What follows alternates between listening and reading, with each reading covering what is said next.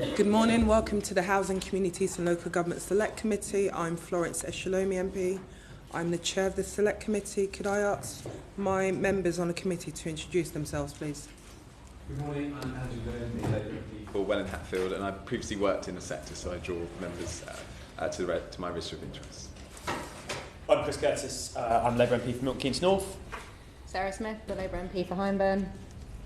Will Forster, Lib Dem MP for Woking. Lee Dillon, Lib Dem MP for Newbury. Can I ask our guests to introduce themselves, please? It's Richard Blakely, I'm the Housing Ombudsman. Quadro, one of our housing campaigner. Nick Bliss from Stop Social Housing Stigma. Thank you. I should declare an interest as well in terms of my constituency of Vauxhall and Campbell Green also covers the borough of Southwark, and we'll be hearing from Southwark in the second session. Thank you for coming this morning to our guests. And I think it's fair to say this is an issue that affects so many people that we know, affects so many of us as constituency MPs. It's an issue that's come across all of us as MPs in terms of our inbox. When you get an email from a constituent and you see some of the conditions that people are living in, you think, wow.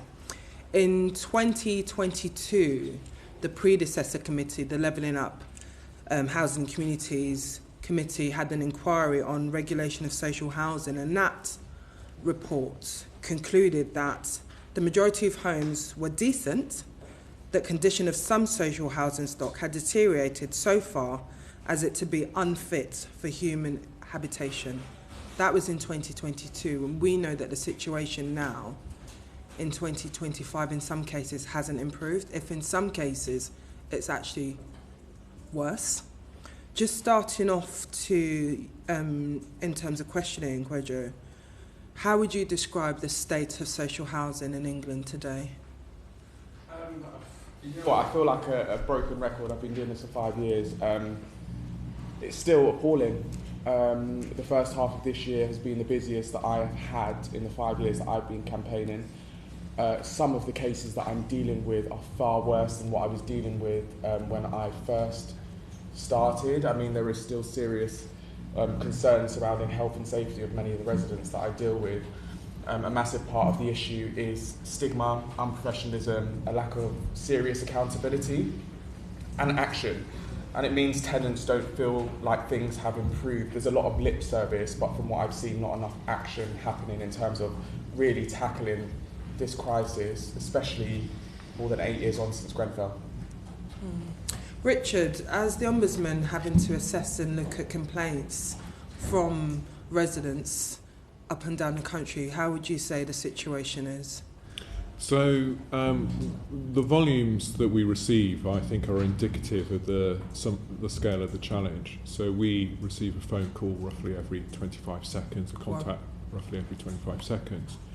I think we've seen some areas where there has been improvement, but from a position that no one would want, and that's probably on handling complaints themselves, where there's started early signs of improvement. But obviously by the time it reaches the complaints process, someone may have experienced a problem for a significant period of time. And I think what we're still seeing are very much the same challenges that landlords are experiencing handling issues, whether that's poor communication, poor records, issues around level of responsiveness, inspections, risk assessments, and so on. I think just one observation I'd make is that we undertake further investigations into some landlords, and there's two very strong features where we do that. We do it when we see a kind of level of failing which is high.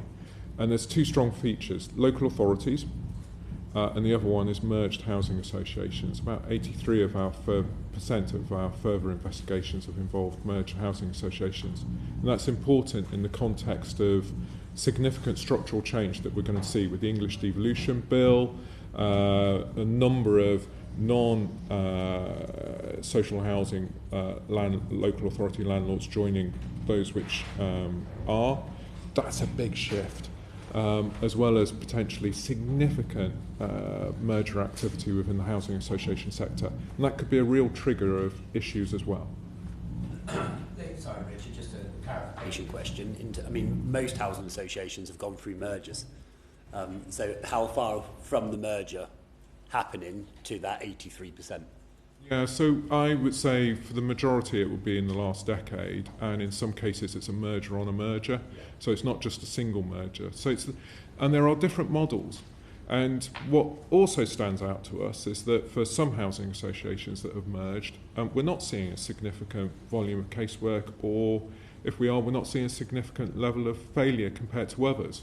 So there might be something about the model, not just merger in and of itself, but it is a factor that needs to be reflected on. Because the English Housing Survey found a higher incidence of Category 1 hazards in local authorities in comparison to those properties rented out by housing associations. Well, there isn't I accept that, but I think one of the challenges here is that there isn't a kind of single source of truth. And actually one of the things which the sector might benefit from is, and policymakers and parliamentarians, is a national kind of standard around record keeping. So when we did our report earlier this year on repairing trust, one of the things I was really struck by is the figures estimated in the English Housing Survey for non-decency, which was, say, across housing associations and councils, somewhere between sort of 9.5% and 12%, something like that, compared to what was reported to the regulator, what was self-reported to the regulator, which from housing associations was 0.6% non-decent. Local authorities, I think, reported 9%. So both underreported, housing associations significantly so. So I think part of the challenge here is that we're on it shouldn't be like this, but we're on a period of discovery. Housing associations and councils finding out more about their homes and more about their tenants, and that means that we probably don't know the full scale of the challenge yet. Nick, you've been working with tenants for many years now, and you've been hearing these stories in and around the ages. Do you think that, if looking at some of the plans that the government have currently announced and looking at the conditions that people are currently living under, when do you think that residents will see meaningful change in their properties? Well, I think, I certainly salute the work that Quajo and Richard have been doing to raise issues, and that's absolutely brilliant. But the challenge in terms of that is that they're just talking about the cases that are known about. So I was talking to Richard as we were coming in about a case that we know of a blind lady who woke up one morning with sewage coming through her bathroom, reported it to her landlord. It's been 2 years since, and it's only just being sorted now. And I've said to her many times, I can help you with this, I can get this sorted for you. I don't want to make a fuss. I don't want to have a mark against me saying I'm a difficult customer. And this is, these are conditions that she shouldn't be living in. And I think that's really, for me, the angle that we're coming at is the Stop Social Housing Stigma campaign, is that we aren't there with the culture, attitudes and behaviour that we need. We're carrying these culture, attitudes and behaviour from, decades ago that is about, is not respecting tenants. It's almost like people thinking, what are you complaining about? You've got a home. Why should, why you're saying it needs to be, safe, you should be getting a good service. Why are you complaining about this? So I don't know, we've been coming across, a picture, with tenants. We're currently doing this national tenant survey, which is open till the end of the year, and we hope many more tenants will complete it, but we've got about 1,300 responses to that survey, and we're asking about social housing stigma, and I think the statistics we're getting are quite shocking, because it's saying 70% of the tenants are saying they feel stigmatised. 55% are saying that it's because of something that their landlord is doing, and 68%, and I think almost this is the most shocking, are saying that they think that the government has done little or nothing to tackle social housing stigma. Now, in the post-Grenfell period, commitments were made to tenants, because tenants were raising the issue of social housing stigma as being, that they felt like they were second-class citizens, that they felt like they were the underclass. They were being told at that time, we're going to take responsibility to change this. We're going to do work in society to try and tackle this issue of social housing stigma. And what we're getting in our survey is that neither the previous government nor this government have done anything about it. On that. Thank you. I just wanted to ask one final question before I move on to Chris. There was a report earlier this year from the Ombudsman, Richard, where you stated, the report stated that there's a risk of simmering anger at poor housing conditions becoming social disquiet. I think when listening to some of those percentages that Nick's just quoted, where a number of residents just feel that this issue isn't improving, can you just tell us a bit more by what you meant, by what the Ombudsman meant by that statement? Yeah, so I think complaints are a window into the culture of the organisation. They reveal behaviours, and I think some of what Nick says, I think, is seen in our casework, and I think there's a kind of couple of areas. Firstly, I think you can sometimes detect kind of conscious and unconscious stigma, if that makes sense, to distinguish between it. So probably examples of overt stigma we see less, although we do see it. We did a report last week where members of a call centre weren't recording repairs if they took a dislike to the resident who phoned. And we also, but more typically, we see kind of unconscious stigma. And I think that might be reflective of the kind of system kind of pressures on staff. You know, there's some really dedicated, passionate people in housing, but they're often working with antiquated systems, insufficient resources, processes that aren't necessarily fit for purpose, and overwhelming pressure because of this housing crisis. And that probably leads to behaviours which are at times unacceptable, or normalising unacceptable behaviours. And that's then reflected in the residents' experience, where ultimately for a social tenant there is this imbalance of power, inescapable imbalance of power. So however poor the service is, you've got really limited choice. And I think that is therefore reflective of this issue about social disquiet, because people feel they're just not being heard, just not being listened to, and just not going to get a response. And that is partly about, and as I say, that's partly about that kind of engagement and cultural issues. Okay, thank you. Chris? Thank you very much. Whoever would like to start, really. How effective do you think Arab's law, do you expect Arab's law be to prevent social tenants from being left in hazardous conditions that harm their health? I mean, it's Arab's law. I mean, I've spoken to our parents in the past, and there are definitely many benefits to it. I think it's really, really important, in fact, but the massive question is how it's going to be enforced. And when it was first suggested, I certainly believed, and I know the sector did, that it was going to be implemented in its entirety. We now know it's going to be phased in over a number of years, which, I'll be honest, I wasn't happy about, considering the volume of people that I'm dealing with in terms of living in poor conditions. But it fundamentally, for me, comes down to enforcement and how it's going to be funded. Because if it's not, then unfortunately it's not going to be worth the paper it's written on. At the moment, there's no dedicated funding for enforcement. No proactive inspections or monitoring, meaning landlords may delay action, undermining the law's effectiveness. And my huge worry is around funding, especially for local authorities, because they will be dipping into their HRA in order to pick up for costs for this. And costs are soaring for local authorities, income is falling, and councils can't plug the gap. In January 2025, there was a report that found 91% of councils expect their HRA to be in deficit within 5 years without reform, meaning mounting debt, worsening homes, and they may have to consider selling stock or stop building altogether in order to balance the books. I mean, funding for this, and not just this, but the Renters' Rights Bill, is not an optional extra. It's something that has to be done if it's going to be effective.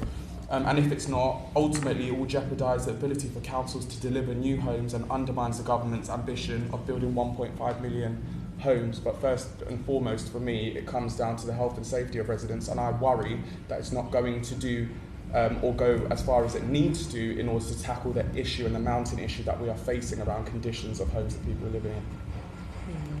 Can I just ask a follow-up from that, sort of based on your work and experience, can you think of anything else that could prevent tenants from sort of using these new powers? prevent tenants from using the powers.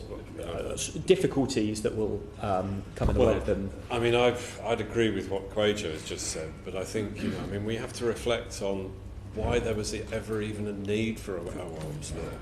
You know, I mean, it's, you know, we should, you know, I agree with what Richard said, is that there are some good people working in landlords who actually want to see real change.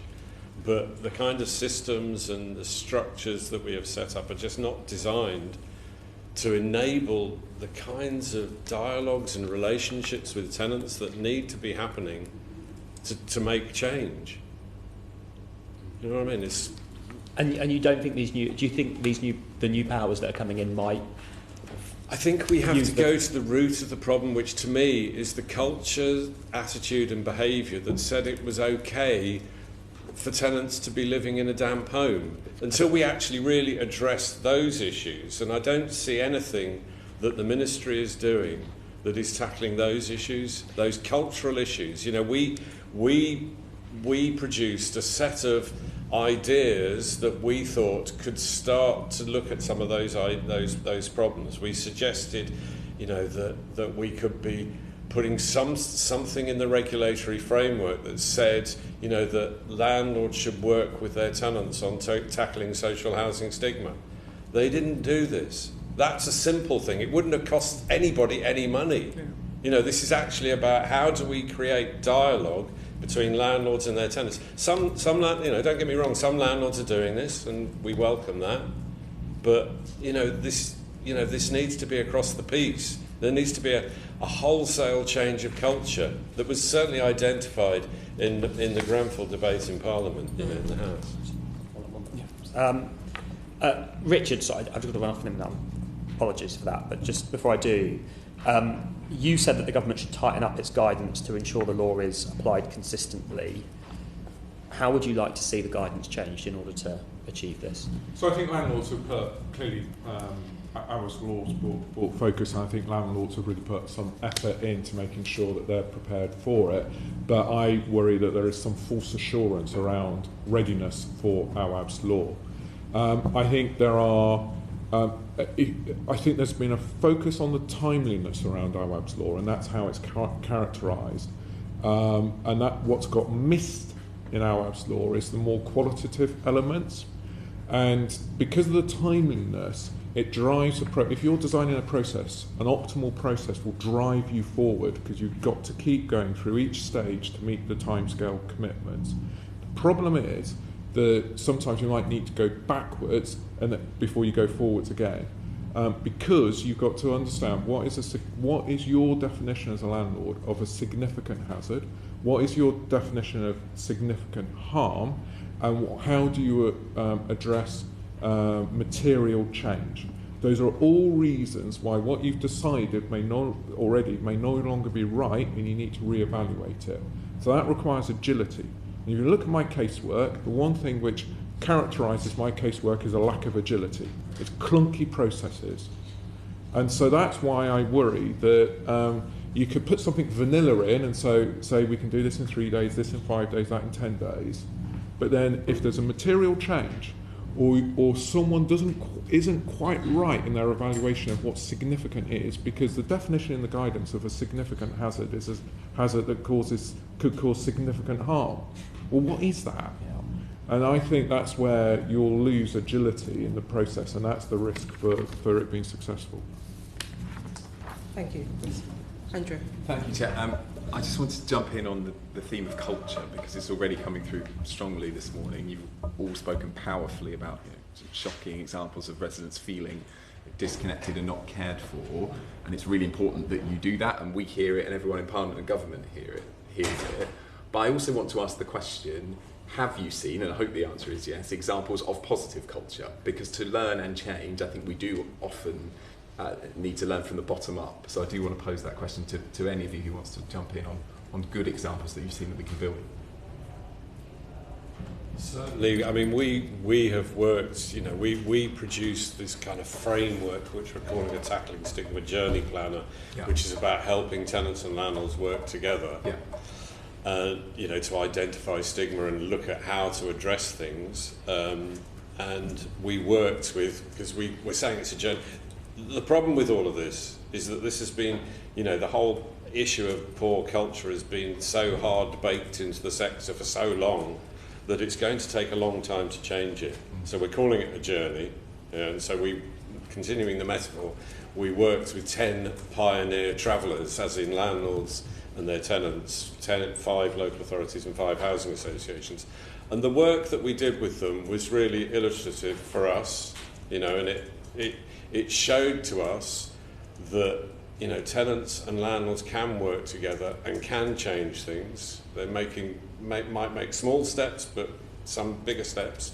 But it is possible if the commitment is there, if the belief is there. And there are some staff who do believe that actually they want to see change. And obviously we have to try and support them. I agree, though, with Richard that we've got hugely difficult structures within which people are working that make it very difficult to change anything, to change this culture and to really address all the issues that need to be addressed. Because this whole issue of stigma, it's, you're focusing on the condition of the property, and obviously that's really important. But actually this goes across the whole of the tenant experience, the whole of the kind of relationship between the tenants and the landlord. And it all needs to change, and it's not easy to change that. I absolutely see examples of positive culture in my casework. Each week we share cases where we feel landlords have handled perhaps a really challenging situation really effectively. I think the way in which landlords have sought to think about how to learn from complaints is indicative of a kind of positive complaints culture. And I think the way that governing bodies have really engaged, this is no longer, down the bottom of the list, an operational issue. They've really thought strategically about what complaint handling means. And that's a positive. But the thing I see in my casework, sometimes I see 3 cultures in a case. I will see, you could characterise it as the sort of heroes and villains in a case. And I will see teams not necessarily working effectively with each other. A case really sticks in my mind recently where the windows were not fit for purpose, and the major works team was saying, well, we're going to replace them in a few years, and we're not doing something now. And the responsive repairs team was saying, we can't leave the child living in this property without safe windows. And that's 2 cultures going on in that organisation, which is why I come back to this point around mergers. Because often, if a merger doesn't happen, or organisational change might be cancelled, it doesn't happen, it's put down to cultural barriers or a cultural reason. But you shouldn't assume that just because it happened, that there's a unified culture and everyone's, because they're really nice in the room with each other in a meeting, there's a great positive culture.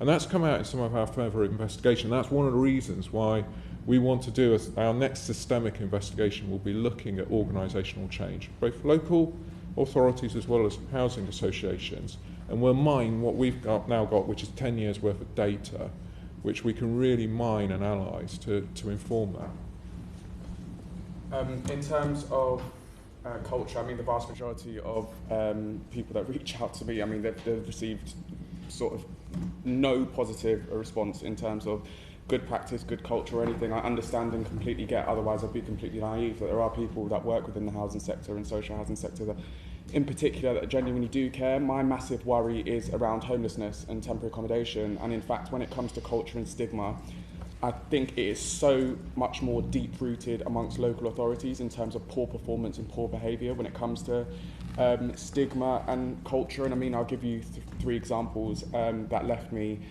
really, really angry, and they're recent examples. I had a mum and young son stuck in temporary accommodation, had been complaining about having no water coming into their home, which meant the toilet didn't fill up. They were having to defecate and urinate in bin bags and bottles for months, and the child had to go to school in order to shower. I also had, under another local authority, a man, he's Macmillan nurse, reached out to me. He had stage 4 brain tumour. He was homeless. They had to pause his cancer treatment because he didn't have nowhere to go back to recover. He had been presented himself as homeless to the council. They said they're not taking duty over him, so therefore he had to have his treatment stopped. I got involved, and then obviously things changed, but I've seen a lot of cases like that in terms of people terminally ill. And then recently I had a case of a lady who in fact I knew from a few years ago, fleeing domestic violence. She went to the council. The council eventually, after a long period of going back and forth, put her into accommodation. She's an end-of-life carer, was trying to maintain her job whilst dealing with this, not telling people at work because she was embarrassed. End-of-life carer one day went into work, finished work at about 10 p.m, came back to her accommodation to find a half-naked man asleep in her bed and her belongings removed from her accommodation.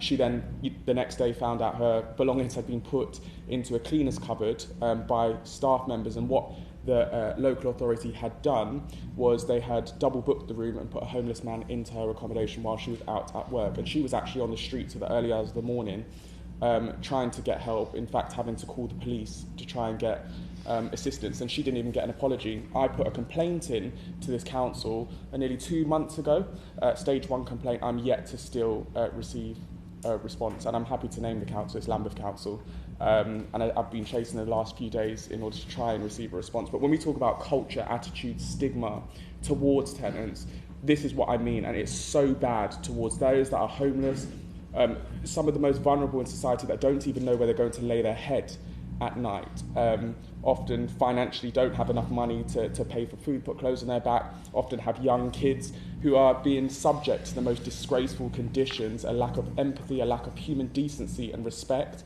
And I'm seeing a lot of this under local authorities, and I've been saying this for years. Things need to change, and attitude, stigma and culture, it starts with government, it starts with the Secretary of State, it starts with the Prime Minister, and I don't think enough over the last few years has been done to start tackling this.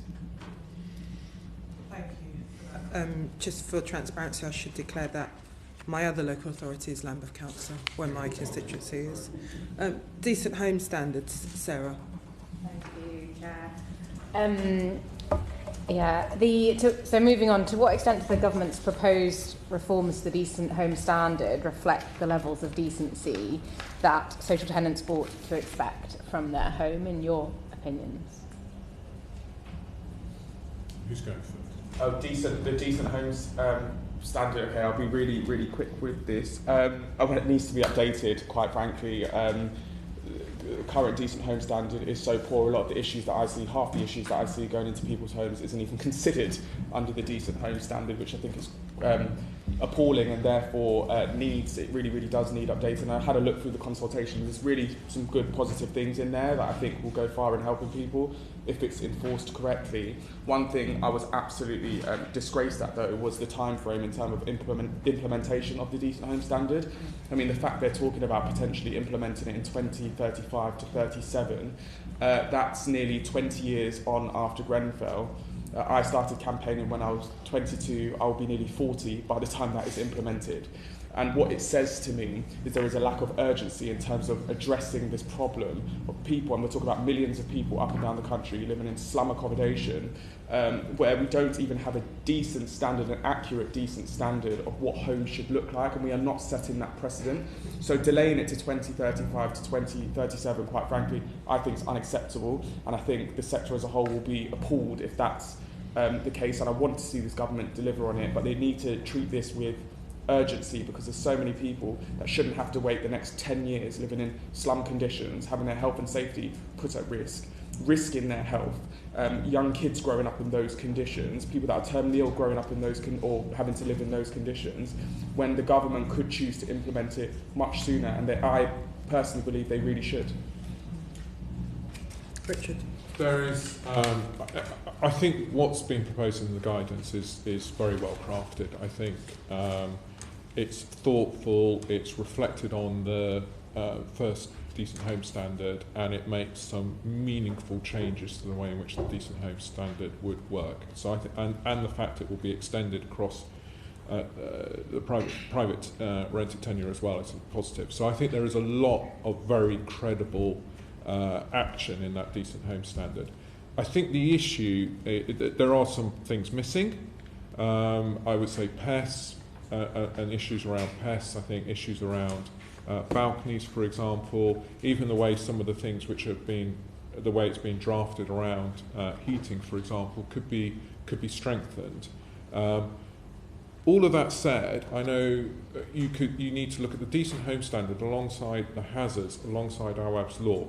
So I think there is a challenge there around integration, and that speaks to Quajo's issue also about different things coming in on different timescales. and therefore landlords will respond in quite different ways, I suspect. And I think one of the real challenges is people are looking at when will the Decent Home Standard be implemented by, whereas we should be asking the question, when can it start to be implemented now? And I think potentially there are three areas which could be explored. I think the first is there isn't a universal approach to voids, what's called voids or vacant properties in social housing. It's just not a universal approach. Actually, I had an investigation the other day and we asked the landlord, because the issue started when the resident entered the property, what's your void standard? And they said, we don't have one. So there isn't a universal approach to that, and you should incrementally implement at least some aspects of the Decent Home Standard as and when properties become vacant, and do that now. I think the second thing is there are some things which are fundamental to safety. Windows, for example, which is an area we've highlighted, that should be fast-tracked. And then the risk potentially from a window being faulty is arguably greater than a bath, although it depends on circumstances. But that's where the hazards should provide you with a safeguard.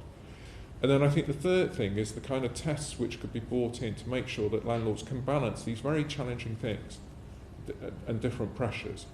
And that's why I think arguably Homes England, particularly if they have a partnership arrangement with a provider, should be thinking about, well, here's your plan to build lots of homes, but is that sustainable alongside your plan to maintain homes and bring up the standard of homes? Those tests have got to be applied at the same time, because otherwise you end up with a kind of oscillation or a kind of feast famine, or between more investment in repairs and then more investment in supply. Arguably, these are different funding streams that should be sustained in different ways, but very, very clearly the evidence of recent years shows that you kind of seem to be moving between the two in cycles, and that is simply not sustainable or desirable or fair. I mean, I support what the other two speakers have said here. I mean, I think the previous Decent Home Standard, I think most tenants probably didn't even bother to think about it really. It was, it wasn't particularly relevant to anything. The new one, I think, is sort of looking better than it. It's interesting, but as I say, the time frame is a problem. But ultimately, the bottom line of this is we all know what a decent home is. Not the legal or whatever definition of it. We know what a decent home is. We know what standards you guys would like in your homes. Yeah, landlords know what standards they would like in their homes. We should be delivering those standards for social housing tenants. Yeah. End of. And it should have been happening, forever. And why are we in this mess? Why are we here? Again, it's the culture, attitudes and behaviour that hasn't been right and needs to change. And just one short follow-up. I think Shelter came back and said that the Decent Home Standards would be a very limited use to tenants because they wouldn't actually be able to use it to enforce their rights. Do you agree with that, or how else can we support tenants to enforce their rights fundamentally? I think if you were I think the onus shouldn't be placed on the resident to phone up and say, I'm reporting what I think is a Category 1 hazard, or I've looked at the guidance on the Decent Home Standard and don't think my kitchen is appropriate. I just don't think the onus is on residents to apply it, but it is about landlords thinking about how they produce a holistic response back and think about the property and how they assess the property. I think there are arguably one of the things which I've seen with the original Decent Home Standard is because there is a lack of specification, sometimes technically it might meet the Decent Home Standard, but probably in practice not deliver what would be considered the decent home. And I remember in particular a case that involved a bath being installed where you needed to be in the fetal position to use that bath. Technically it met the age, because as you know under the current standard it's age-based, it met the right age, but it wasn't realistically what would be considered decent from a tenant's perspective. And obviously when they raised their case, well, they were told, well, look, it fulfills the criteria. So I think that's arguably potentially an area of disconnect. But I probably take a slightly different approach to shelter and just think, well, actually the onus isn't on the resident to have to refer to these different things. Actually, it's about really the landlord, and it's how that is integrated. I think we're reaching clearly a critical point about where we need to think about, well, what is the plan to integrate all of this and manage this maintenance alongside increasing supply? Very quickly. We have a, like with the regulatory framework, there is an expectation that landlords should know the homes that they own and that they should have a relationship with the tenants who are living in their homes. And that is what needs to happen. We need to build this up so that actually, because if we're expecting residents to sort all this out, the case that I'm talking about is that if they don't even feel confident enough to be able to raise what anybody would see as being a basic level complaint, they're not actually going to be able to use hundreds of legislation. It's actually the duty of the landlord to make it so that the tenants come forward, raise issues, and these things are getting sorted. And that should have been the case for years. Yeah, the question is over the teeth of all of this, or about the teeth of all of this. In terms of that standard, the onus is on the landlord, and I think it sets a precedent. But the question is, what happens when they choose not to follow it? And I've suggested to the government before, but if that's the case, especially within the private sector, if landlords are repeatedly not doing it and putting tenants' health and safety at risk, or just not following policy like the decent home standard, then I don't think they should be allowed to operate as a landlord in the United Kingdom. I don't know why that's complicated. I don't know why it's not seen as basic, and I don't know why we're not doing it. They're there to provide a service. You as a resident are there to pay rent. There's an exchange there, there's a contract. If they're not fulfilling their side repeatedly and putting people's health and safety at risk, 8 years on from Grenfell, they shouldn't be allowed to operate as a landlord in the UK. I think that's the precedent that needs to be set. Thank you. Thanks, Sarah. Andrew. Just building on quality of homes, we're heading into the winter, question about minimum energy efficiency standards. So the government's proposed that by 2030 all social homes will be brought up to EPC C or above, and if that were to happen, that would mean that it was only social homes that would have that guarantee. What difference do you think, if that were to be achieved, that realising that objective would make to social housing residents? Again, I think that's really, really important. In terms of the homes that I see and like energy efficiencies, bills are very, very high for many, many families. But we've also got this issue in terms of new builds and them overheating too. We've had situations where we've had extremely hot summers. So it's not just about homes being cold in the winter, but how we're dealing or how efficient homes are in the summer too. But in terms of quality as a whole, I think this is an issue that really, really needs to be addressed, and something I've warned the government about for years is that I am quite shocked at the quality of some of these new builds going up at the moment. And if they don't address that issue and set standards, especially for those building the homes and the future homes that residents and people so desperately are going to need to live in, if they don't address and set a precedent, set standards now, then if we think we have a housing crisis at the moment, we're going to have an even bigger one in 15 years' time, when some of these homes have to be torn down because the quality is so bad and they fall apart. There is an example in Croydon called The Fold. I've been to that building.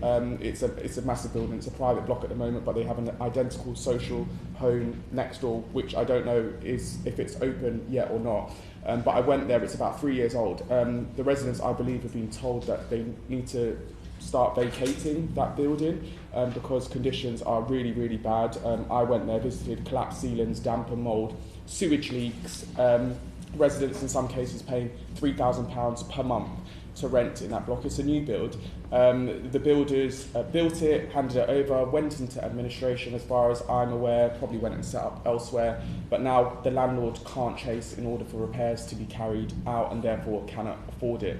And that's my worry about new builds that are going up and down the country, is we need to be making sure now in the beginning that we are focusing on getting it right and building homes that last, rather than waiting 5 years' time, knock up 1.5 million homes and then find out in 10 years from now they begin to start falling apart. I think Craigjo's right to highlight the issues around overheating as well as the need to insulate properties. On the face of it, MEES and the proposals there obviously will make a meaningful difference to both reduce carbon and reduce bills for residents. But it's another level of complexity in and of itself for the sector to deliver, and I think, again, I come back to, we're at a cliff edge now on the decent home standard. I routinely see it in my casework, around responsive repairs not being done, even if potentially they present a hazard because of the intention to do major works in the future. I think another area of complexity is delivery. And a case sticks in my mind, which was probably homes acquired under Section 106 by 2 housing associations, and we had complaints about overheating in the building. And one housing association decided to do the works to improve the ventilation. The other housing association said, well, actually, we didn't build this, it's the developer's responsibility. Very different outcomes for the residents, because the developer said, well, it's now Section 106, we built it to the specification required, so not our responsibility. So really different responses there. And I think given the increasing complexity of delivery, which might involve multiple parties, and you will see this with heat networks as well as potentially on the new build development that Quajo was alluding to. I think it can be very hard to resolve issues there, and residents can end up feeling that they're being passed from pillar to post to try and sort something out. Just on the cooling and the technology, Lee and I were talking earlier about Mitsubishi Electric. Did you want to jump in? Yeah, so with air source heat pumps, there's a housing association working with Mitsubishi Electronics around using a higher pressure system. There needs to be changes to regulations to enable that to be rolled out, but it wouldn't then require radiators to be pulled off the walls. You could use the existing heating systems, and given tenants' right to refusal is one of the grounds that you don't upgrade a home. It's how can we work better with business to change those regulations quickly so that we get those efficiencies into homes and get more tenants taking up the ability to have their homes retrofitted, because the technology isn't as invasive anymore as it used to be. It's a really interesting proposal. Don't know much about it. It's a really interesting proposal. I think it points to the importance of taking residents on the journey. You know, you're going to see thousands, tens of thousands of homes having changes done to them. You know, how is that? You know, and it also points to the need for collaboration and innovation. So those are all good things. But I come back to, this is a sector over the next decade where there will be fewer social landlords. And that is a fundamental change. And how is that going to affect the experience of residents, and how is that going to affect the delivery of some of these fundamental things, all of which are in over the next decade, essentially? Can I just come in just on So with less housing associations means there'd be bigger housing associations, so more mergers. So you go away from that local identity, and you also go away from that local accountability more. You know, so councillors used to sit on housing association boards, for example. That very rarely happens now. So I see it through academisation of schools, having less accountability locally. What fear do you find of having larger mergers on local accountability? I think it's. I don't think larger necessarily means that you can't have a local connection. I think it comes down to the operating model, and those are matters for the providers, and also within that you've got larger local authorities as well, creating unitary. So I think the real challenge, and my Nick or Quajo might want to talk to this as well. I think the real challenge there is how you keep the resident voice having impact. And I think there is a real need for a national tenant body which can provide a voice during that period of significant change, because whilst I've certainly seen landlords engaging their residents more and doing it in their governance and in different ways, it's still fragmented. And how do you bring, and you've got, how do you ensure that resident voice is not just the residents who can engage and have time, but the residents who maybe landlords hear less from? Because that's one of the lessons of the damp and mould issue, is actually landlords had to fight their silences as well. Residents who they, clearly there was less engagement with for lots of different reasons. So I do think there needs to be some sort of structure to give tenants a voice during that period of change. Yeah. Thank you. Just mindful of time, I just wanted to ask one final question to you before we change panel. Obviously, since the Grenfell tragedy, we have seen the issues of tenants' voice, tenants' engagement rightly coming up and higher on the agenda. I think it's fair to say at many times people have felt that those in position of power those who should have known better, perpetuate some of that stigma that we see. I know that you held a series of roadshows, Richard, across the country, and one of the key issues that came up was around the stigma. This is the work that both Kwejo and Nick have been doing, and we as MPs see that in our inbox. Just in terms of following some of the stuff around Grenfell, do you think that there's anything that the government need to do in terms of addressing this key issue of stigma facing tenants in social housing? We think there's things that the ministry should be looking at, and we set out a set of proposals to the ministry about how they could go about tackling stigma. We said that there needed to be something in the regulatory framework about tackling stigma. We said that using the framework that we have created, that could help to build the relationship between tenants and landlords. As yet, the ministry have not actually even engaged with us on the proposals that we've put to them, and we would love them to come and speak to us about them and to come up with some new ideas. But I think in terms of the previous discussions that we've just been having about EPC level C, there is a need for dialogue between tenants and the landlord about these issues. You're saying actually tenants won't want to have these changes done. Well, if you start to talk to tenants, actually maybe they will do if they understand what is actually being proposed. And for new build, one of the tragic things that you hear is put in wonderful new systems, tenants don't know how to use them, and so they're completely useless. Kwejo, I know that you've had a lot of engagement with ministers, former ministers. I know that you did have a good relationship with the former Secretary of State, Michael Gove. I know that you had engagement with the former Deputy Prime Minister as well. Just wanted to know, obviously, there's been change in the department recently. Have you had an opportunity to meet with the new Secretary of State, and is that something that you're going to pursue in terms of the campaign that you've been leading on? We haven't had a formal meeting yet. Hopefully will, because there's still so many issues still outstanding, especially around the decency of people's homes. I mean, I've spoken to many MPs who say these issues take up the majority of their casework. And to make that point, that more needs to be done under local authorities in terms of setting a standard for them to follow, because human decency and respect and treating tenants with that doesn't cost nothing.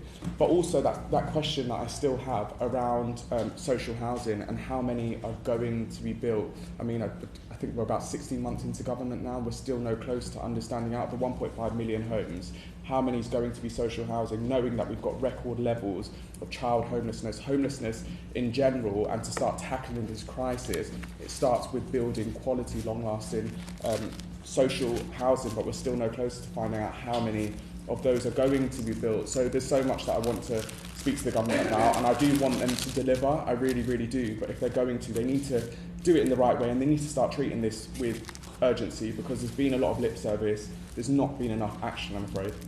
And that's something that we will definitely be posing to the new Secretary of State in a few weeks in terms of how many homes, and we've been answering that question. Just lastly, Richard, obviously the regulator of social housing, they've had a number of reports on this, and one of their areas was looking at raising the professional competency of staff working in the social housing sector. In terms of your engagement with staff in housing departments in both local authorities and housing associations, what more do you think needs to be improved to address that issue of stigma towards social tenants? So I think there's, I think the ownership of this has to rest with the landlord. Any organisation has to create its own culture, it has to agree what that is in the boardroom and make sure that its values are lived. And I've always said that complaints are a good indicator as to whether values are being lived. I think the competency and conduct standard is, another welcome addition, but it will not necessarily change culture in and of itself. So I think there's something about how it is fulfilled, and it raises professionalism, and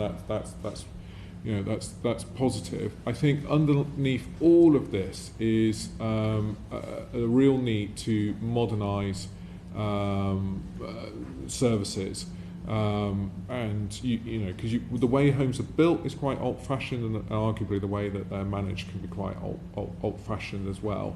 And what you really need to move to is a model where landlords are able to be more predictive and able to predict when to intervene, rather than being reactive, particularly if in that reaction you end up with issues, not being gripped and ending up on my desk or, with Quajo or Nick and others, and that was all preventable and avoidable. So we need to move from reaction into a more predictive model. Yeah. Thank you very much. Thank you. The work that all three of you do in different areas on this in terms of helping us as parliamentarians, because I think the work that you do helps us remembering that these are people, not just statistics, when we're able to ask those questions directly to government and policymakers. We're just going to do a swap over with the next panel now. Order.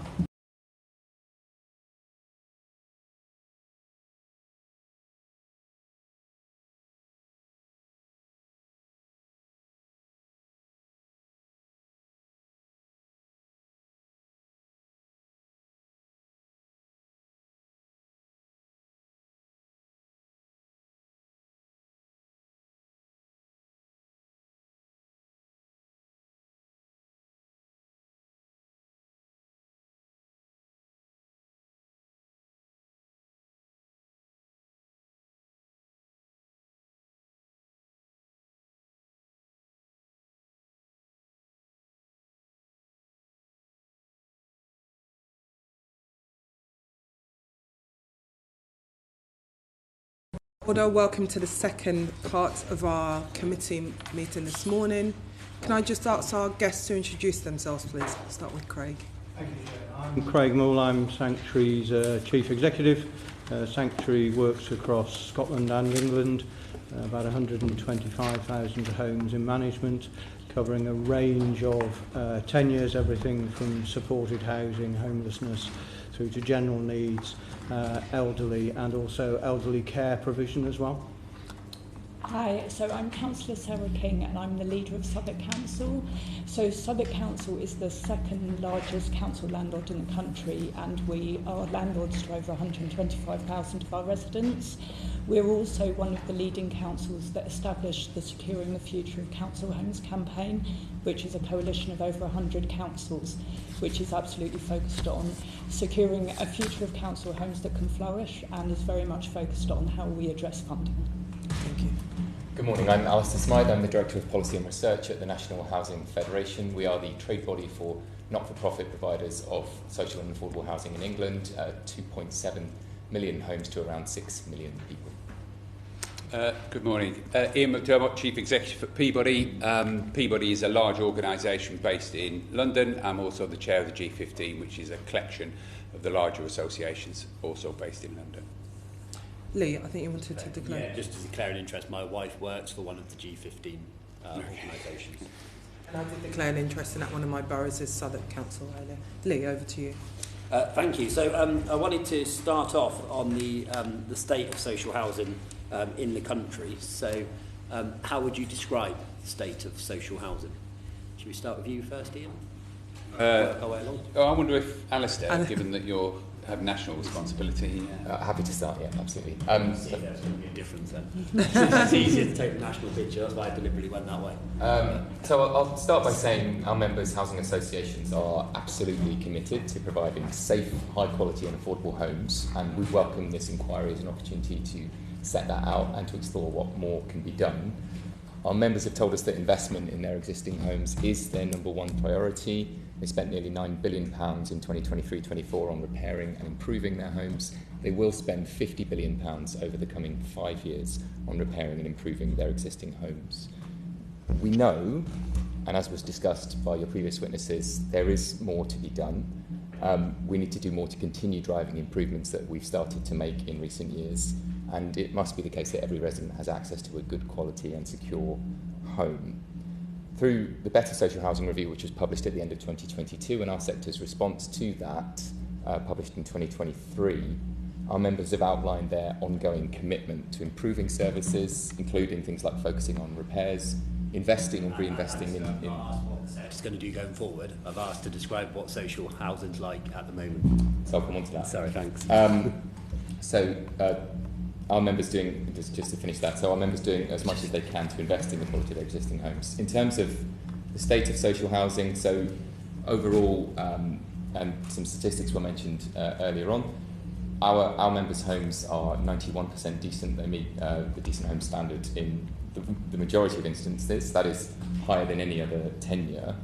In terms of damp and mould, our members' homes have damp and mould in around 5.4% of their homes. That's the lowest of any rented tenure. Just to be very clear, though, we're not in any way complacent about that. We know that means there are still over 100,000 housing association homes affected by damp, mould and condensation. And as we may come on to, that is a number that our members are working hard to reduce, both on their own and through the different regulations and policy that's been introduced. I think it's also important in terms of contextualising the state of the sector to reflect on what's happened to the sector's finances over the course of the last 15 years through decisions that have been made by the previous government. The first was a decision to cut capital funding by 63% at the start of the 2010s, and within that, a decision to remove funding for social rent altogether. And the second then is an intervention in the sector's rents, which you'll be well aware of, having worked in the sector, a cut in 15% in real terms from 2015 to 2025. That amounts to £3 billion in cash terms per year that the sector now has less to spend on investing in its existing homes or investing in new homes. That has made a significant difference. We strongly welcome the government's announcements over the summer through the spending review, long-term rent certainty and a big new capital programme, and it's a good opportunity to thank this committee for its role in making the case for that settlement. We believe that settlement will better enable our members to invest more in their existing homes and to do their very best to try and build as much social and affordable housing as possible. So just coming back to Lee's question on that then, just bearing in mind the first panel that we had, bearing in mind what we as parliamentarians, councillors receive in their inbox, what Richard would receive as the Ombudsman, how would you describe the state of social housing? You've said 85.4% of your members' properties would fall in that damp and mould category. 5.4 is far too much in our view. But just looking at the state of social housing now in England in 2025, is it good? Is there more improvements? Would you say it's habitable for the tenants that live there? Do they get good service? Is it value for money? What would you say? So I think for the most part, it is good quality. Most homes are safe, and of course homes are by definition affordable as well. So I think we are starting from a good place. Of course, the number of homes that are non-decent, the number of homes affected by damp, mould and condensation is still too high, and following 15 years of really challenging financial circumstances, our members are doing their best to turn that around. We took it upon ourselves to look at how the sector was operating through the Better Social Housing Review and have been making changes off the back of that ever since then. So there are definitely still, and you'll see this in your inboxes, cases which are where services are not up to scratch, where homes are not up to scratch. We're really grateful for the work you do as MPs to advocate on behalf of your constituents, and we work collaboratively with you to solve those issues. The sector is working hard to make improvements, but I do think that the overall position, notwithstanding the challenging financial circumstances, is still one that overall is far better than it is worse. Sarah, did you want to come in? I'm just going to come in. So you said that there's about 100,000 homes that are not decent and suffering from that damp and mould. That's just from your members. So what would be the numbers of other people sitting on the panel today in terms of what percentage, how many people that your residents are currently living in homes that are not up to standard? Ian? So it's a very small percentage. I can't remember the exact number. I don't have that in front of me, I'm afraid. So, but I'm very happy to provide that to you and write to you separately. Yeah, if you could, to Ian, do. that would be I'll be very happy Thank to you. do that. Could I just? So I think for all of us who have worked, I've worked my whole life in social housing. Social housing is my passion. It's what kind of gets me out of bed in the morning. And to hear what we heard this morning was always really difficult. And there are, behind each of those cases, there is an individual that suffered really badly. I just want to make one additional point to that of Alistair. In London, we have the tallest, densest, oldest and most overcrowded housing in the country. Housing and what we do is part of an ecosystem that is under enormous strain, and all too often what we see in our homes are a function of that ecosystem simply not working. A stone's throw away from here, we've got 5 people living in a 1-bedroom home It's built in the 1860s. The rooms are are small because that's the rooms that were built at the time. We can't insulate it internally because it would make the rooms even smaller. We can't insulate it externally because it's protected. So actually, the danger with where we go sometimes is that we may end up thinking that actually we can't make this work as social housing. So I think my point is that actually the answer to that particular family is to be rehoused in a proper sized accommodation. And we know, given the waiting list in Westminster, that that will be many, many years, if not decades, before they are rehoused. So, in terms of so look, I'm a social housing advocate as well, and I'm not asking you a hard question. I just wanted an answer to that particular question rather than the sales pitch of what you're doing, because I know that as an industry, you know, you have got your nose to the grindstone and you're trying to make improvements. But we are in a situation where we have got stock that isn't at the level, and you know, you've just talked through one case there. So where does the blame lie for this? I don't mind who takes this one. So I just want to start to say, I think the really important bit, to be frank, is that we absolutely know that our homes aren't standard, that our tenants deserve, and that a significant number of them need real investment to bring them up to the standards in terms of health and safety, but also in terms of what our residents really deserve in terms of good quality housing to live lives that they deserve to live well. So just in terms of kind of the position for Southwark, we know that 75% of our homes meet the decent home standard, which is just simply not good enough. We are trying to invest, we are committed to investing £250 million at this stage over the next 3 years in those homes, but that's focused very, very much on health and safety. It doesn't come close to being the amount of money that we need to invest to ensure that estates are lovely places to live. It doesn't allow us to be delivering new playgrounds. It doesn't allow us to be delivering things like kitchens and bathrooms, which are what our residents tell us that they want.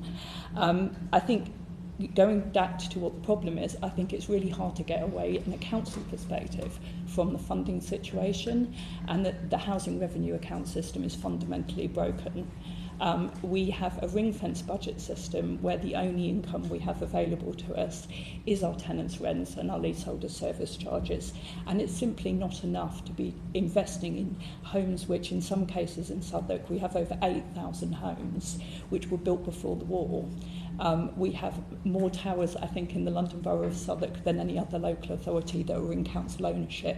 So to be able to take that money, which has been constrained in terms of rents, and often for exactly the right reasons, because it's been government decisions that have been made to address tenants' rents during spiralling inflation and a cost of living crisis, means that our funding has simply been starved. So I come back to kind of the harshest point, is that as a council landlord and council landlords across the country, we simply don't have the money to be making the investment that we need and our tenants deserve.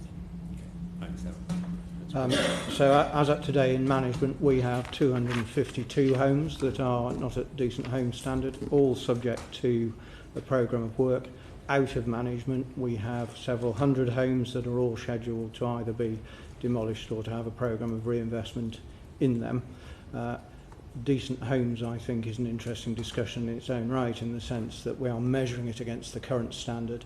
I am not sure in my own mind, from my discussions with residents, that that meets their aspirations and what they would consider decent homes.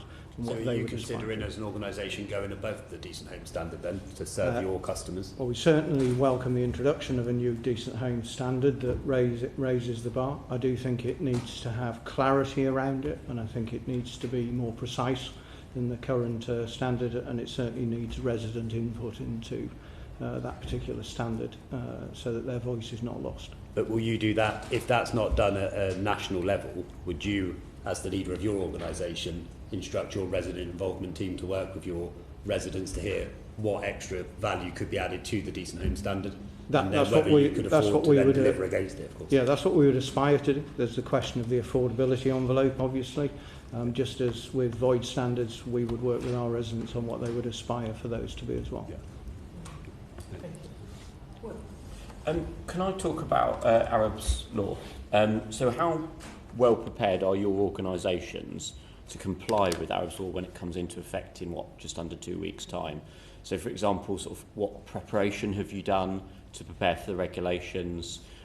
When did those preparations start? And what have you had to spend to comply with this new law? I can start with a general picture.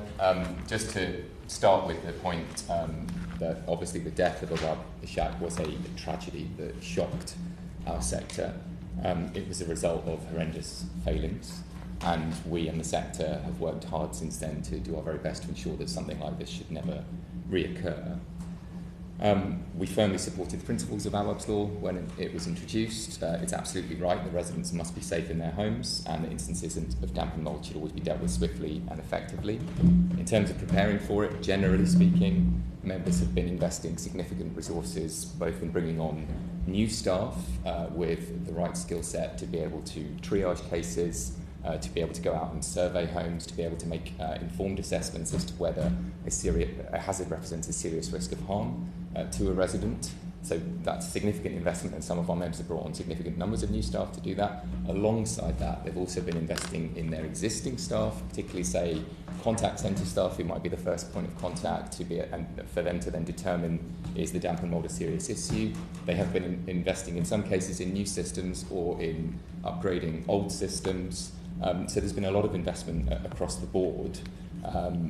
We also welcome the government's test and learn approach in this first phase, which is focusing on the most important issue, damp, mould and condensation. Doing it, taking that phased approach, I think will allow the learning to be better applied to phases 2 and 3 to make sure they are a success, both for residents and for landlords. So from our point of view, we support Arab's law. I think, as Alistair has already said, it sent a shockwave through the whole sector. We've invested about £1.5 million, that's just in technology, to make sure that we're ready for it. We're employing an additional 92 people to deal with both Arab's law and disrepair. Combined, we have a separate supply chain so that we're not competing with our day-to-day maintenance. In terms of supply, we have a dedicated damp and mould team to make sure that we're picking things up. We're one of the things that I talked about a lot in the first session was culture, and actually we're doing training for the whole organisation, not just for the damp and mould team and not just for the core handlers that are dealing with the cores as they come in. We're investing very heavily in the triaging to make sure we get that triaging right. We have an end-to-end process, remote monitoring in some cases where that's appropriate. We scan all of our records to pick up keywords, damp and mould, asthma, those sorts of things, to make sure that anyone that hasn't come through the normal systems are still being picked up. And we're starting to introduce automatic questions when people ring into the contact centre. So they may have rung for a different purpose, but we'll ask them about damp and mould. So I think we're as ready as we could be at this stage. I don't think any of us know exactly how it will work out in reality, and I also agree with Alistair that actually we need to make sure that we are fleet of foot and adapting as things change and as we learn from the process. Sure. So, Ian, very quickly, so you said you don't fully know how it'll work out. Do you think there's a risk that yourselves and others aren't able to comply with Arab's law? We're as confident as we could be that we can, and we've invested incredibly heavily in making sure that we can, but nobody knows how any new legislation or any new regulation will fall until you actually start doing it. We've been shadowing it for some time now, and we're feeling pretty confident, but it would be wrong to say we're 100% certain that we're going to be able to cope. Nobody could say that. Thank you.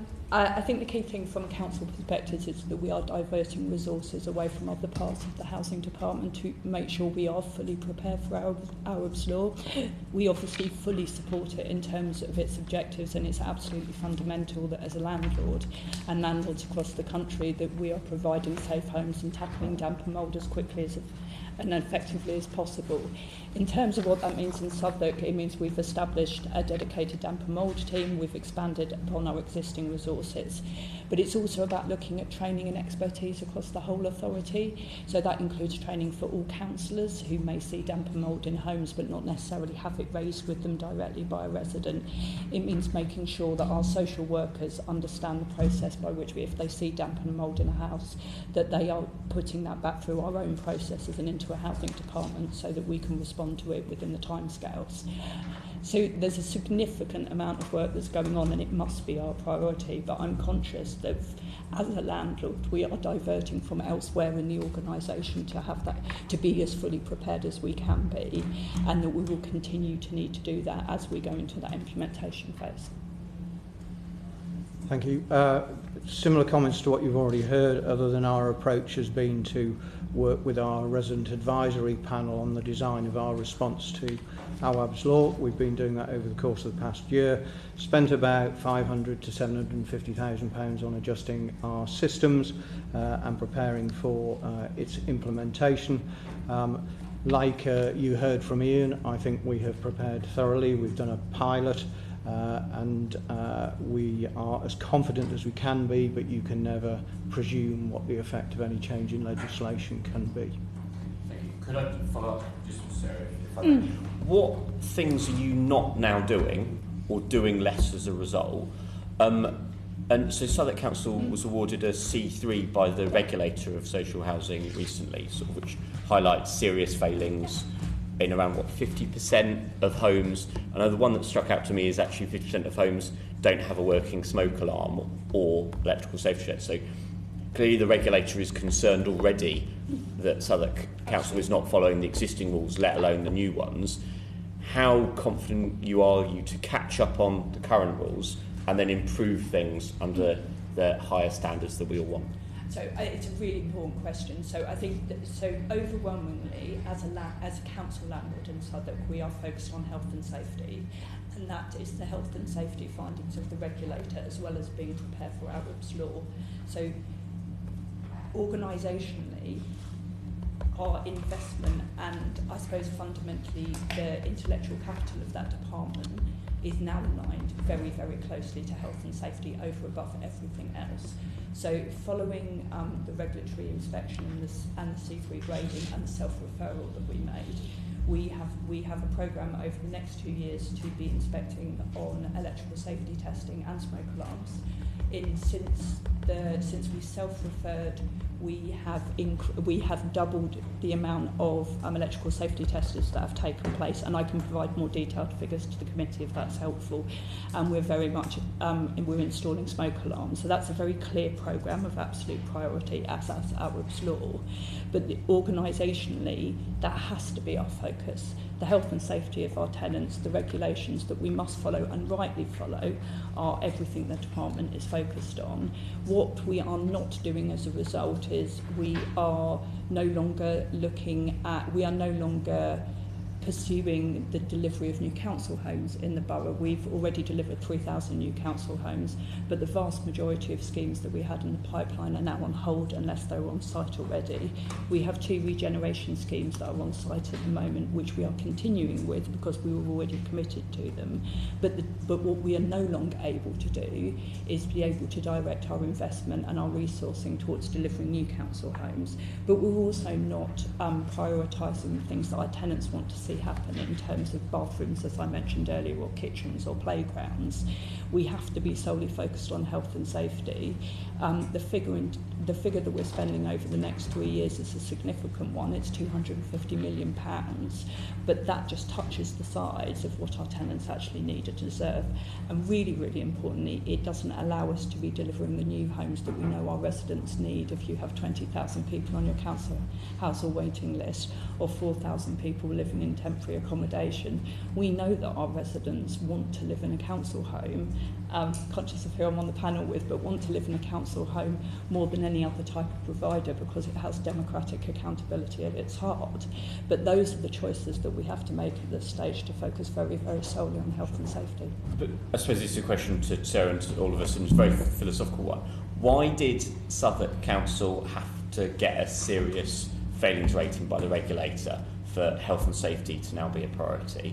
Why did someone have to die for the sector to have to take damp and mould seriously? Why did 72 people have to die at Grenfell for us to take building safety seriously? So I think there were lots of contributing reasons, but I do think that our housing department was not focused on the new regulation to the degree that it should have been doing in terms of consumer standards. So do I think as a housing department we got things wrong? I absolutely do, and that is why as leader and as the leader beforehand have apologised for tenants for our failings. Since then we have been very, very clear that we need to be able to deliver for our tenants, both in terms of the regulatory environment and in terms of their priorities, which is why we've been reforming what our housing department fundamentally does in terms of delivering for residents. That's involved significant recruitment in terms of both the senior level and throughout the organisation, in terms of looking at the skills and the expertise that we need internally. We have also been looking very much at the culture of us as a landlord in terms of making sure that the respect for tenants that is absolute, which is an absolute priority, runs through everything that we do organisationally. I'm just going to, mindful of time, and just wanted to come back on that, Alistair, in terms of obviously, and it's one of the things raised at the last panel as well, in terms of that realisation and acceptance from landlords. Are you seeing more of your members coming forward and actually accepting that sometimes they're at fault, accepting responsibility and apologising, or is that still something that is an issue across the sector? I think we've certainly seen over the last several years, since the tragic fire at Grenfell, since other events that have happened in the sector since then, the sector generally has recognised that there were shortcomings, there were failings, and has been very supportive of the regulatory and oversight system that has been carefully put together over the last few years in order to better give tenants the ability to better hold their landlords to account. I think the whole sector, through the Better Social Housing Review and our response to it, has set out and agreed with the fact that that improvements needed to be made, and they have been made and are continuing to be made at the moment, and we're on a journey. The additional support from government that's been announced this summer will help us to go further in doing that. Thank you. Andrew and then Lee, very quickly, please. Brief follow-up on culture, because I think it was the most striking theme of the earlier panel, this sense that residents don't feel valued, listened to it, or at its worst, don't even want to raise issues because they feel like they're a burden. I have a challenge for the panel, just for one of you. Is one of you able to tell me a story, an example, a living example of where you got the culture right? I appreciate all the importance of investment and training, but a story of an example of where a housing officer got culture really right, and that's an embodiment of what you want to do. I know that's a challenge, but I'm interested in stories.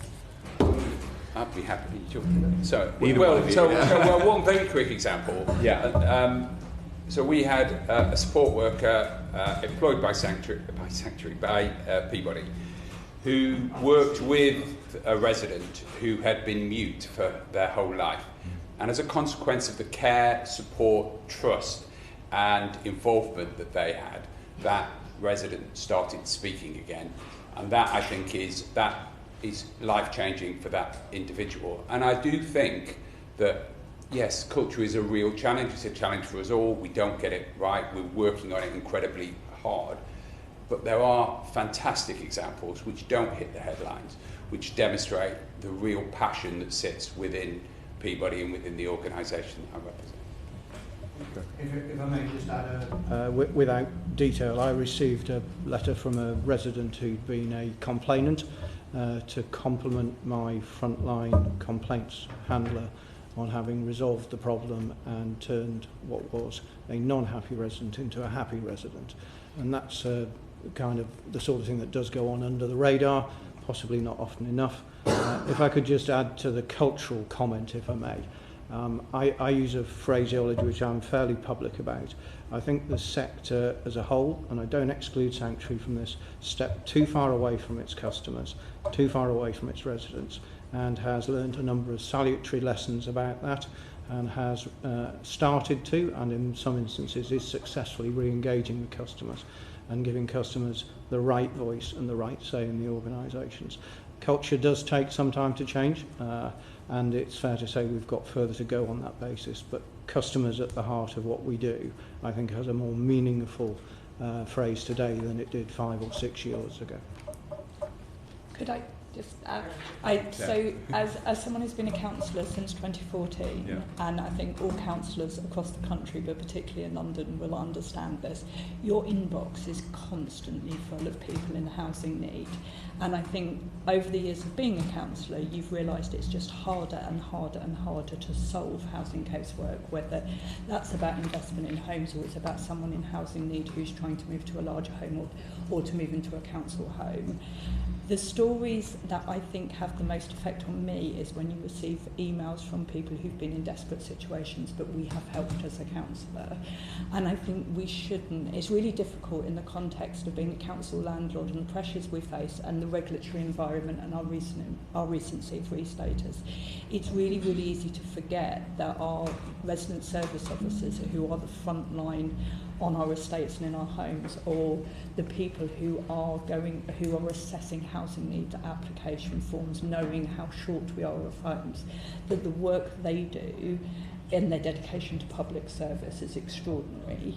And when you receive an email as the leader of a council thanking a specific resident service officer or someone in a housing needs department which has helped someone navigate something which is so hard to describe as a housing crisis anymore because we've been saying that for a decade, they're the moments when you realise just how important your work is as a council landlord and how much we touch people's lives and can change them through having trust and believing our residents. So I'm going to move on to the Decent Homes Standard and the proposed reforms that the government has been outlining there. I have been very clear with the Minister that I don't think it's okay that residents should be waiting to 2035 or later to see these reforms implemented, but I'd be interested in your what would be the consequences on your organisations if these reforms were brought in sooner, say for 2030, and reflecting on some of the earlier panels' kind of proposals around how you could start to have the aim towards those starting much sooner. I'll just start there by answering that by saying that the first Decent Home Standard was hugely beneficial for millions of residents across the social housing sector, introduced with £22 billion worth of government funding to support its implementation. It's been absolutely game-changing. I think is one of the key reasons now why social housing is better quality than private rented sector housing. The new standard that's being introduced, been consulted on, we were supportive of the majority of changes set out in that consultation. This really kind of gets to the heart of the key challenge facing the sector, which is around trade-offs and choices that we make. We've been talking today about the quality of existing homes, and we've recognised that it's an area that still requires more investment and more work.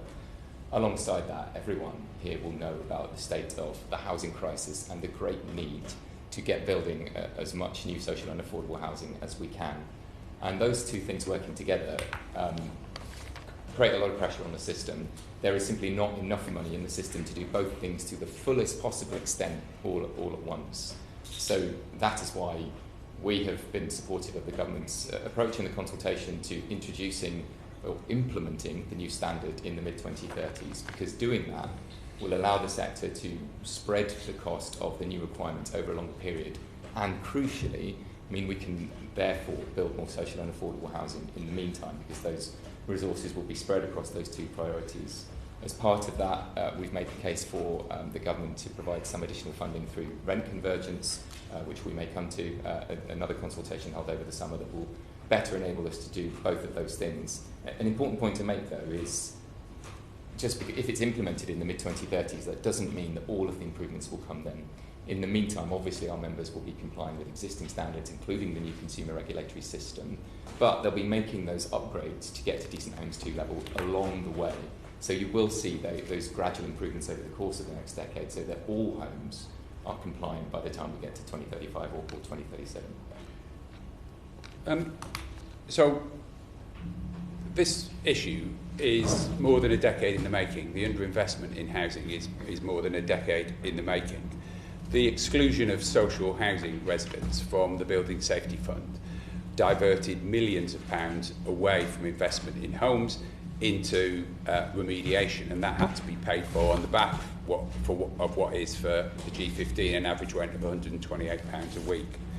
But I think it is wrong slightly to think of we're going to start working in 2034 to meet the standard in 2035. We will change what we do next year to build up to, over that decade, to build up to making sure that we're fully compliant in advance of the introduction of the standard. So although it's some distance away, actually we're going to be changing what we do in our investment plans next year to start to make sure that come 2035 that we don't hit a huge level of non-compliance. Thank you. Lee, did you want to ask one quick question on more homes or? I think 10A. Yeah, no, we'll go to. Obviously, we've seen one of the issues that's been announced is around making sure we build new social homes. We've been asking ministers around in the 1.5 million, how many are going to be new social homes? The government have highlighted they want to see around 180,000 new social home builds to add to the existing ones. What assessments have you made within your own respective organisations and councils, initial assessments and the cumulative impact to look at especially the designs when we're talking about some of the issues in those homes and the government and the ability to build those new homes within the next few years? If I can start with just some general observations. Members have been enormously supportive of the package announced over the summer, as I've mentioned. What's been happening in the interim and is still happening now and will in the autumn is organisations up and down the country having strategy days, strategy sessions with their boards, looking at the new funding from the settlement and looking at all of their kind of competing priorities for spending decisions to be made, if you like, and arriving at, in some cases, the decision that actually their ability to build new homes remains the same, and in other cases, they will be able to build more new social and affordable housing. I think overall in the sector, different members are affected in different ways. Some have been particularly affected by building and fire safety costs. But overall in the sector, there is huge appetite to build more social and affordable housing. We will see, once the bidding window opens for the new programme in January, how quickly that funding is drawn down. But the indications that we're having from members suggest that there is plenty of appetite out there to take that funding up and build all of those 180,000 homes over the next decade, and in fact more, because we will deliver more than that through the planning system. Sarah, Craig, Ian, very quickly, obviously one of the issues that you all have to confront is the state and the age of some of your properties. Do you think that over the next few years in doing your assessments, we may see a situation where you may have to dispose as opposed to invest in those properties? Yeah, absolutely. So the challenges we face in terms of funding means that council landlords are already making disposals due to the financial situations that they are in with their housing revenue account. So the survey that we did of over 100 council landlords recently found that 10% of landlords are already making disposals. Homes which need such significant investment, it is financially better to sell them off now and actually deplete the stock and have that money to invest in existing homes. We're expecting of those same landlords that 30% of those landlords will consider selling off homes in the next few years to be able to balance their housing revenue accounts. So the ambition among council landlords is absolutely to deliver those council homes. We want to be out there building, but without real structural reform on how we are funded, we are actually going to be in the really depressing state where we will actually be seeing more disposals rather than delivering more homes. Thank you, Craig. Thank you, Chair. As a policy, we would wish not to dispose of much needed social housing, but we can't rule it out. There's a bit of a chicken and egg situation around needing to know the outcome of decent home standard, price that in. We need to understand what the implications are for our development. My residents are quite clear with me that they want us to be able to reinvest in our homes and that they don't want to see our development programme detract from that. That said, Sanctuary will be bidding for development funding from the government's allocation, and we expect to deliver a multi-10-year programme over the next 10 years of around about 15,000 homes. Ian Peabody have some of the oldest stock? Yeah, no, we do. We absolutely do. And regeneration of existing homes is a real problem, and the funding of that is a real challenge. I think there isn't the funding out there that needs to be for regeneration. We have the oldest stock, I think, in Europe, so it is a problem. Our priority is really clearly on our existing homes. That's unequivocally what our residents say. It's what the board say. It's where our focus will be. Historically, we've been a really big developer. But we stopped committing to new development a couple of years ago. We're waiting to see how it all pans out in terms of what capacity is left over to allow us to build. But we really want to build. We've got the opportunity to build. We've got the sites to build. We're keen that we continue to be a provider of those much needed social homes. Thank you. Andrew's just going to finish off. Well, I'll be very brief. In fact, Sarah, I'll give you the opportunity to close, because I understand that you've called for the government to introduce a green and decent homes programme. So you have the floor. I'm really interested in hearing. Thank you very much. So we obviously talked about a new decent home standard as part of the earlier in the session. The campaign for securing the future of council housing is calling for an actually even higher standard. We want to make sure that it takes into account retrofitting, that it's looking across the entire board about whether our homes are warm enough, but also if they're too hot, how we address overheating in our homes and address issues such as district heating networks, which in ageing homes we have even older district heating systems that need addressing. So we've come together to call for a higher standard. What I should say, though, which is probably the most important point, is we're also calling for the capital funding that sits behind that new standard so that we can actually be on the ground delivering those improvements to residents as quickly as possible. We know the previous decent home standard absolutely changed people's lives, importantly lives, not just homes, and we want to go further. The ambition is all there, but the state of council housing finance at the moment means that we need that to be we need that capital contribution from the government to be able to deliver on the ground. I was just going to supplement that with a comment about standards and a plea really, which is around trying to unify the standards into one place. So there's one point of reference. That will make it easier for our customers to understand. It'll make it much clearer for organisations such as Sanctuary to be able to achieve that standard. And if you think about it, you've got MEES on the one hand, you've got decent home standards, you've got health and safety legislation, AWAB's law. It really all needs to be reflected in one place where it is intelligible and clear to everybody. So a bit of a plea is my final comment, Chair. Thank you for that. There was just one area, and we'd be grateful if you could write to the committee with some further detail, just in terms of the government's proposals for you all to meet the minimum energy standards by 2030 and how prepared you all are. And if you've got maybe a snapshot of your members, Alistair, that would be really helpful. I think this is an issue that will continue to dominate both our inboxes as MPs, councillors, your inboxes as landlords, and as trade organisations working with tenants and landlords. It's an issue that unfortunately continues to be in the news as well, when some of those horrific cases do come to the media's attention, and then there's the outrage and the outcry, but yet it's about how do we make meaningful change, and these are questions we'll continue to pose to the government over the course of the next few weeks. But thank you very much for coming this morning and attending our session. Order, order.